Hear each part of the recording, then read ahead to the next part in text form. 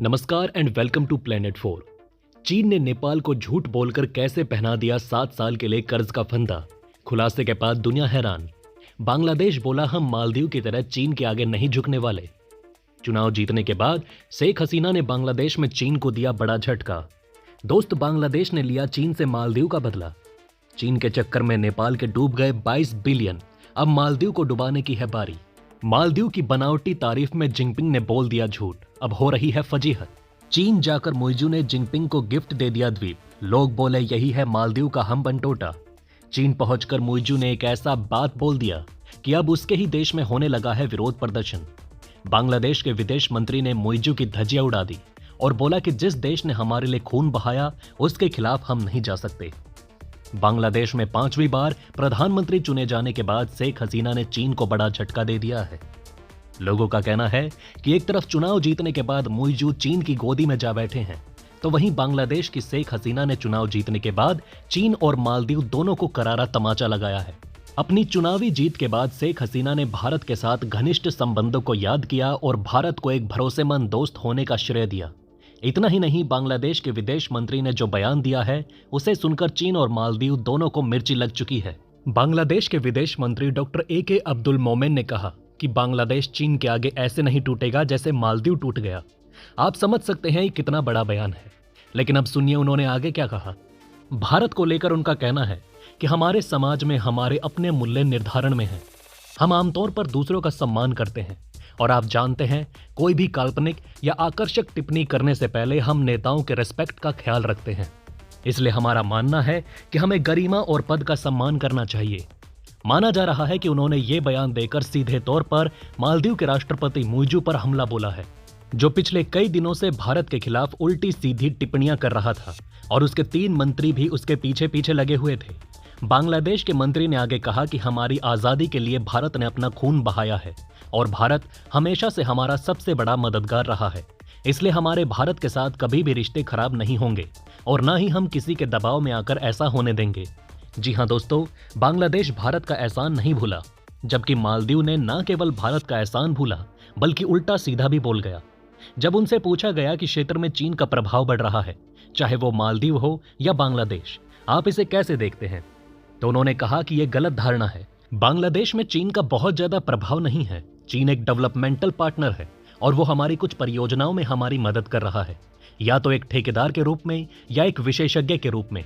लेकिन अगर आप देखें कि हमें चीन से कितना पैसा मिला तो एक GDP के 1% से भी कम, तो ये कुछ भी नहीं है।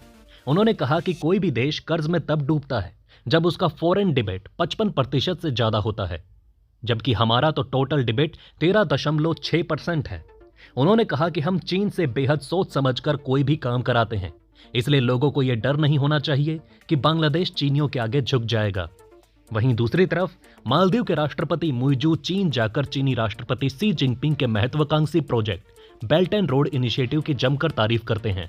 बताया जा रहा है कि मुइजू के इस बयान के बाद मालदीव में भारी आक्रोश है, क्योंकि अब उनका देश भी कर्ज के जाल में फंसने जा रहा है।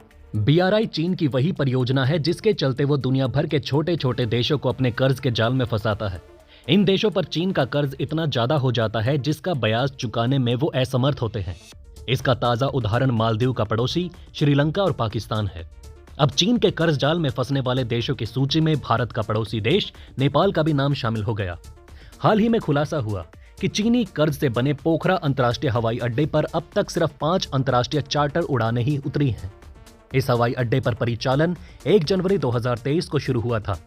जब चीन ने पोखरा में अंतर्राष्ट्रीय हवाई अड्डे का निर्माण किया, तब उसने नेपाल को कई हसीन सपने दिखाए। चीन ने इस हवाई अड्डे को 10 लाख यात्रियों की क्षमता वाला बनाया है, लेकिन यह हवाई अड्डा अब नेपाल के लिए बोझ बनता जा रहा है। इसका हाल श्रीलंका के हम्बनटोटा हवाई अड्डे जैसा होता दिखाई दे रहा है, जो पिछले कई सालों से वीरान पड़ा हुआ है। हम्बनटोटा का हवाई अड्डा भी चीन ने ही बनाया है। यह हवाई अड्डा अपनी कमाई से सालाना बिजली का बिल तक नहीं भर पा रहा, जिसे अब भारत और रूस मिलकर खरीदने जा रहे हैं। पोखरा अंतर्राष्ट्रीय हवाई अड्डे का निर्माण एक्सिम बैंक ऑफ चाइना ने 22 बिलियन रुपए की ऋण सहायता से किया था। इस ऋण की अवधि 7 वर्ष है और इसे कुल 20 वर्षों में चुकाना होता है।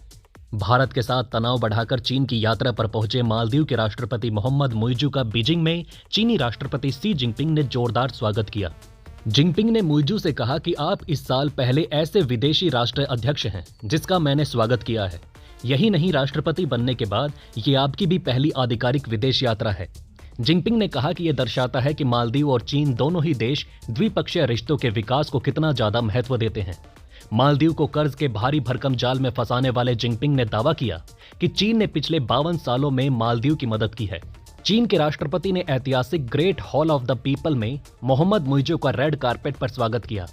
शी जिनपिंग ने कहा कि राजनयिक संबंध स्थापित होने के बाद पिछले 52 सालों में दोनों ही देशों ने एक दूसरे का सम्मान किया और मदद की है। इसने अलग अलग आकार के दोनों देशों के बीच समान व्यवहार, पारस्परिक सहायता और सहयोगी लाभ का एक उदाहरण स्थापित किया। चीन के राष्ट्रपति भले ही दावा कर रहे हों कि मालदीव के राष्ट्रपति की यह पहली आधिकारिक विदेश यात्रा है, लेकिन सच यह है कि मुइजू राष्ट्रपति बनने के बाद सबसे पहले तुर्की की विदेश यात्रा पर गए थे। इसके बाद मोहम्मद मुइजू यूएई गए थे और अब वो चीन गए हैं। चीन उनका तीसरा विदेशी दौरा है। इससे मालदीव के टूर ऑपरेटर से लेकर विपक्षी दल भड़के हुए हैं। वो मोहम्मद मुइजू पर दबाव बना रहे हैं। इसी वजह से मुइजू चीन से ज्यादा पर्यटक भेजने की गुहार लगा रहे हैं। कोरोना से पहले चीन से सबसे ज्यादा पर्यटक मालदीव आते थे। इस बीच खुलासा हुआ कि मालदीव सरकार ने नवंबर में राष्ट्रपति मोहम्मद मुइजू की नई दिल्ली यात्रा का प्रस्ताव रखा था। आपको बता दें कि मालदीव में भी चीन का एक हम्बन टोटा। यहां 50 साल तक चलेगा जिनपिंग का राज। दोस्तों, चीन पूरी दुनिया में कर्ज के जरिए कब्जे का गंदा खेल खेल रहा है। उसके शिकारों की फहरिस्त में सिर्फ पाकिस्तान, श्रीलंका, लाओस, कंबोडिया और अफ्रीकी देश नहीं है, बल्कि इस लिस्ट में मालदीव भी शामिल है। वही मालदीव जो लंबे समय तक भारत का करीबी सहयोगी रहा है। अब अब्दुल्ला यामीन के चेले कहे जाने वाले मोहम्मद मुइजू मालदीव के राष्ट्रपति हैं।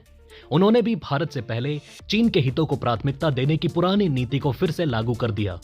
बहुत कम लोगों को पता है कि चीन ने श्रीलंका के हम्बन टोटा बंदरगाह की तरह मालदीव में भी एक पूरे द्वीप को कर्ज के बदले लीज पर लिया है। फेदू फिनीलोहू नाम का ये द्वीप माले हवाई अड्डे के पास स्थित है।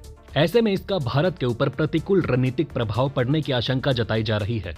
अब्दुल्ला यामीन की विदाई के बाद सत्ता में आए भारत समर्थक इब्राहिम मोहम्मद सोली ने इस द्वीप पर चीनी विकास के कार्य को तत्काल प्रभाव से रोक दिया था।